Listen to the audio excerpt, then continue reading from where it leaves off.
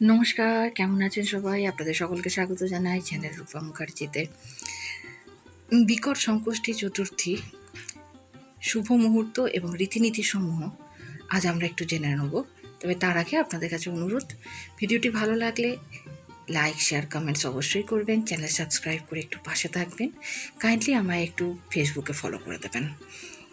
বিকট সংকষ্টি চতুর্থী ভগবান গণেশকে ভক্তির জন্য একটি গুরুত্বপূর্ণ তিথি, যা উপবাস এবং প্রার্থনা দ্বারা চিহ্নিত।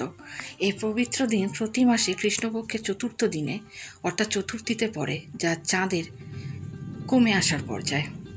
2025 সালে বিকট সংকষ্টি চতুর্থীর বুধবার 16ই এপ্রিল পালিত হয়েছে, যাদের জন্য গুরুত্বপূর্ণ অনুষ্ঠান।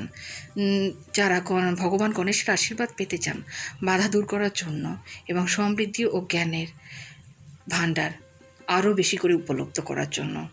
এই চতুর্থী বিশেষ কি করে পালিত হয়? কেনই বা এই চতুর্থী এত বিশেষভাবে পালিত হয়?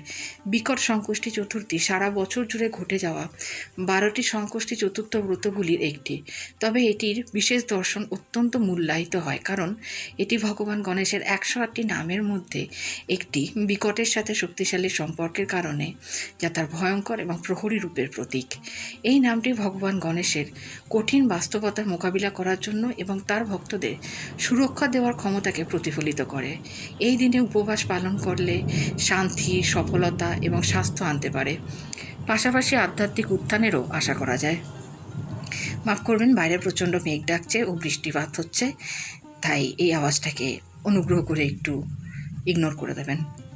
বিকট সংকষ্টি চতুর্থী মূল তারিখ ও সময় হয়েছে বুধবার 16ই এপ্রিল 2025। চাঁদ উঠেছে রাত 10টায়। চতুর্থী তিথি শুরু হয়েছে দুপুর 1:16 এবং শেষ হয়েছে বিকেল 17ই এপ্রিল 3:23। চতুর্থী তিথির সঠিক সময় অত্যন্ত গুরুত্বপূর্ণ, কারণ ভক্তরা সূর্যোদয় থেকে উপবাসের অনুষ্ঠান শুরু করেন এবং শুধুমাত্র সন্ধ্যায় চাঁদের দর্শন করার পরে এটি শেষ করেন। অর্ঘ্য অর্থাৎ পবিত্র জল চাঁদকে উৎসর্গ করার পর উপবাস ভঙ্গ হয়, যা উপবাসের শেষ ঘোষণা করে। বিকট সংকষ্টি চতুর্থীতে আনুষ্ঠানিকতা এবং উপবাস, এটি ভক্তদের জন্য খুব তাড়াতাড়ি শুরু হয়। তারা ভোরের আগে জেগে ওঠেন, শুদ্ধ স্নান করেন এবং নতুন পোশাক পরিধান করেন। উপবাসের সময়কার সূর্যোদয় থেকে চাঁদ ওঠা পর্যন্ত চলে, যেখানে ভক্তরা একটি কঠোর উপবাস রাখেন, শুধুমাত্র সাত্ত্বিক অর্থাৎ শুদ্ধ খাদ্য গ্রহণ করেন, যা কোনো ধরনের মাংস, পেঁয়াজ, রসুন বা মাদক দ্রব্যের অন্তর্ভুক্ত নয়। সন্ধ্যায় চাঁদ ওঠার আগে ভক্তরা প্রার্থনা করেন এবং ভগবান গণেশকে আরতি অর্পণ করেন।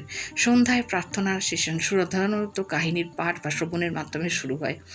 আরতির সময় এটি স্বাভাবিক যে ভগবান গণেশকে কিছু পবিত্র দ্রব্য অর্পণ করা হয়। এর মধ্যে রয়েছে দুর্বা ঘাস, মোদক, ভগবান গণেশের প্রিয় খাবার বলে মনে করা হয়, এবং তাজা ফল প্রসাদ। এই অর্পণগুলি ভগবান গণেশকে আনন্দিত করে এবং ভক্ত ও তাদের পরিবারের মঙ্গলার্থে তার আশীর্বাদ আহ্বান করে। আজকে তবে এই পর্যন্তই। আবার দেখা হচ্ছে পরের ভিডিওতে। ধন্যবাদ, নমস্কার।